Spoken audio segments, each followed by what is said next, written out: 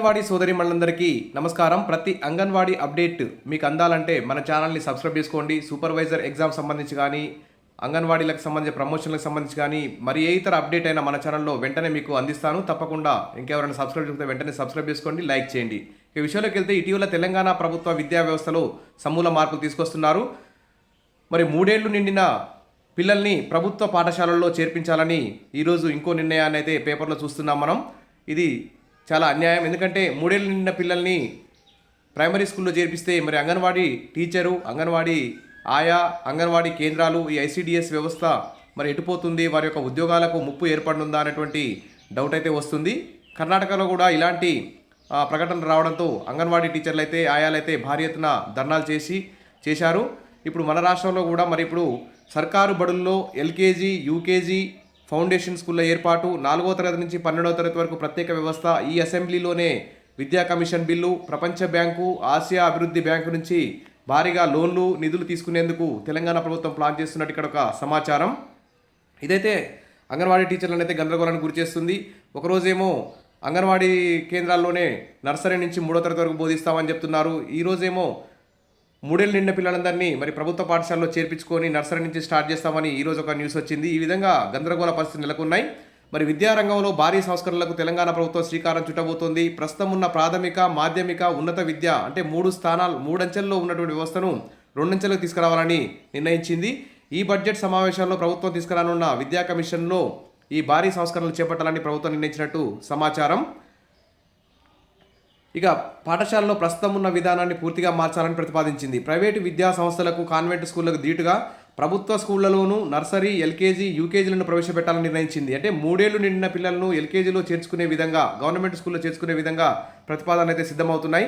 మరి అంగన్వాడీ టీచర్లు, ఆయాలు, అంగన్వాడీ కేంద్రాలు, ఐసిడిఎస్ వ్యవస్థ, సూపర్వైజర్లు, సిడిపిఓలు మరి ఇవన్నీ ఏమైపోతాయనేటువంటి ఆలోచన కూడా, డౌట్ కూడా వస్తుంది ఇక్కడ. మరి ఏం జరుగుతుందో చూద్దాం, ముగింపు ఎలా వస్తుందో చూద్దాం. ఫౌండేషన్ పాఠశాలల పేరుతో ఎల్కేజీ నుంచి 3వ తరగతి వరకు, మాధ్యమిక, ఉన్నత విద్యా స్థానాల్లో 4వ తరగతి నుంచి ఇంటర్మీడియట్ వరకు కొత్త వ్యవస్థను రూపొందించాలని నిర్ణయించినట్టు సమాచారం. ప్రతి మండలంలోనికి ఒక అంతర్జాతీయ పాఠశాలను ప్రారంభించాలని ఇప్పటికే నిర్ణయించారు. బడ్జెట్లో వీటి కోసం, ఈ ఇంటర్నేషనల్ స్కూల్స్ కోసం 500 కోట్లు కూడా కేటాయించారు. వచ్చే 5 ఏళ్లలో ఒక్కొక్క మండలానికి 3 ఇంటర్నేషనల్ స్కూల్స్ కూడా ప్రారంభిస్తారని చెప్తున్నారు. తద్వారా అంగన్వాడీ స్కూల్లే కాదు, కేంద్రాలే కాదు, government primary school, high school కూడా క్లోజ్ అవుతామని చెప్పుకోవచ్చు. దీంతో ప్రతి మండలంలో 25 నుంచి 30 గ్రామ పంచాయతీలు ఉంటాయని, వీటిలో కొత్త పంచాయతీలను గుర్తించి అక్కడ అంతర్జాతీయ పాఠశాలను ప్రారంభించాలని ప్రభుత్వం ప్రతిపాదిస్తుంది. ఈ పాఠశాలలో పనిచేసేందుకు మెరికలైన ఉపాధ్యాయులను నియమించాలని, ఒక్కో పాఠశాలలో 25 నుంచి 35 మందిని ఎంపిక చేసి వారికి శిక్షణ ఇవ్వాలని ప్రభుత్వం భావిస్తున్నట్టు సమాచారం. మరి కేంద్ర ప్రభుత్వం ఆధ్వర్యంలో నడుస్తున్న నవోదయ, కేంద్రీయ విద్యాలయాలకు ధీటుగా మరి ఇంటర్నేషనల్ స్కూళ్లను డెవలప్ చేయాలని తెలంగాణ ప్రభుత్వం అయితే భావిస్తోంది. ఇప్పటికే రాష్ట్రంలోని అంగన్వాడీ కేంద్రాల్లో నర్సరీలను ప్రారంభించి అందులో ప్రీ స్కూల్ అయితే ప్రారంభించారు. చిన్నారులకు 3 ఏళ్లు నిండిన చిన్నారులకు కూడా అడ్మిషన్ అయితే కల్పించారు. మరి కాగా ప్రైవేట్, కార్పొరేట్ పాఠశాలల్లో నర్సరీ, ఎల్కేజీ, యూకేజీలను ప్రారంభించి క్రమంగా విద్యార్థులను ఆకర్షిస్తున్నారన్న వాదనతో ఏకీభవించిన ప్రభుత్వం ఇప్పుడు కొత్తగా ప్రభుత్వ పాఠశాలల్లోనూ ఈ తరహా విధానాలను అమలు చేయాలని నిర్ణయానికి వచ్చింది. ప్రైవేటు విద్యా సంస్థల్లో ఎల్కేజీ, ఆపై తరగతులకు ప్రవేశాలు కల్పిస్తుండడం వల్ల విద్యార్థులు 10వ తరగతి వరకు అక్కడే తమ విద్యాభ్యాసాన్ని కొనసాగిస్తున్నారని, విద్యార్థులను తమ తల్లిదండ్రులు సమితం ప్రభుత్వ పాఠశాలల పట్ల ఆశించిన స్థాయిలో మక్కువ చూపించడం లేదని ప్రభుత్వం నిర్వహించిన ఓ సర్వేలో బయటపడినట్టు చెప్తున్నారు. దీంతో వచ్చే విద్యా సంవత్సరం నుంచి ప్రభుత్వ పాఠశాలల్లోనూ మరి ఎల్కేజీ, యూకేజీలను ప్రారంభించాలనే నిర్ణయానికి వచ్చినట్టు తెలుస్తోంది. మరి 2 అంచెల విద్యా వ్యవస్థను అమలు చేస్తే ఇప్పుడున్న పాఠశాల విద్యాశాఖ, ఇంటర్మీడియట్ విద్యామండలి పేర్లు మారడంతో పాటు అధికారులు కూడా బదలాయించే అవకాశం ఉన్నాయి. ఇంటర్మీడియట్ విద్యామండలిలో ప్రైవేట్ జూనియర్ కళాశాలలో పనిచేస్తున్న సంగతి తెలిసిందే. 4వ తరగతి నుంచి 12వ తరగతి వరకు ఒకే వ్యవస్థను తీసుకురావాలన్న ప్రభుత్వ నిర్ణయానికి అనుగుణంగా విద్యారంగంలో మార్పులు చోటు చేసుకుంటున్నాయి. మరి 3వ తరగతి వరకు మరి అంగన్వాడీలోకి కొనసాగిస్తారా, నర్సరీ నుంచి 3వ తరగతి వరకు ప్రైమరీ స్కూల్లో కొనసాగిస్తారా అనేది ఇంకా సందిగ్ధంగానే ఉంది. ఈ వారంలో దీని మీద ఒక క్లారిటీ వచ్చే అవకాశం ఉంది. అంతర్జాతీయ పాఠశాలలకు విదేశీ నిధులు.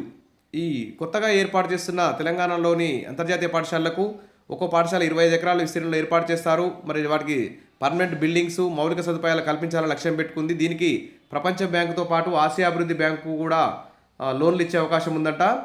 ఈ అమెరికా పర్యటనకు వెళ్తున్న ముఖ్యమంత్రి రేవంత్ రెడ్డి ఆగస్టు 6వ తేదీన ప్రపంచ బ్యాంక్ అధ్యక్షుడితో సమావేశమై నిధుల సమీకరణపై ఆయనకు నివేదిక కూడా ఇవ్వనున్నట్లు తెలుస్తోంది. ప్రపంచ బ్యాంకు నుంచి నిధులు పొందితే తీసుకున్న మొత్తాన్ని 30 సంవత్సరాల తర్వాత చెల్లించే అవకాశం ఉండడంతో వడ్డీ రేట్లు కూడా చాలా తక్కువ ఉంటాయని, అందుకే బ్యాంకు నుంచి నిధులను తీసుకురావాలని సంకల్పించినట్టు తెలుస్తోంది. ఇక అంతర్జాతీయ పాఠశాలల ఏర్పాటుకు సంబంధించి ప్రభుత్వం ఏ విధంగా ముందుకెళ్తుంది అన్నది ముఖ్యమంత్రి రేవంత్ రెడ్డి ప్రపంచ బ్యాంక్ అధ్యక్షుడికి పవర్ పాయింట్ ప్రజెంటేషన్ ఇవ్వనున్నట్లు సమాచారం. మరి ఇప్పటికే ఈ బ్యాంకు విద్యారంగంలో భారీ ఎత్తున రుణాలు ఇస్తూ ప్రోత్సహిస్తోంది. మరి భారీ ఎత్తున రుణాలు తీసుకొచ్చి నర్సరీ నుంచి 3వ తరగతి వరకు అంగన్వాడీల్లో పెట్టి అంగన్వాడీ టీచర్లు ఆయాల యొక్క వేతనాలు కూడా పెంచి వాటికి మౌలిక సౌకర్యాలు కల్పిస్తే మంచిగా ఉంటుంది. 4వ తరగతి నుంచి ఇక ఇంటర్మీడియట్ వరకు విద్యాస్థాయి రెండో అంచెల్లో విద్యను ప్రవేశపెడితే బాగుంటుందని చెప్పి అందరూ కూడా భావిస్తున్నారు. మరి ముఖ్యమంత్రి రేవంత్ రెడ్డితో పాటు ఐటీ పరిశ్రమల శాఖ మంత్రి కూడా ఇక్కడ అమెరికాలోని ప్రపంచ బ్యాంక్ అధ్యక్షుడు కలవడానికి వెళ్తున్నారు. సరే ఏది ఏమైనా ఈ వారంలో మరి ఒక క్లారిటీ వస్తుంది ఆగస్టు 10వ తారీఖు వరకు. ఎందుకంటే సర్కారు బడుల్లో నర్సరీ నుంచి 3వ తరగతి పెడతారా, లేకుంటే అంగన్వాడీ కేంద్రాల్లో నర్సరీ నుంచి 3వ తరగతి పెడతారా, అంగన్వాడీలను ప్రైమరీ స్కూల్లో విలీనం చేస్తారా, ప్రైమరీ స్కూల్ని అంగన్వాడీలో విలీనం చేస్తారా అనే అంశంపై గందరగోళం అయితే నెలకొన్నది. సరే ఈ విషయమై స్పష్టత కోసం ఎదురు చూద్దాం.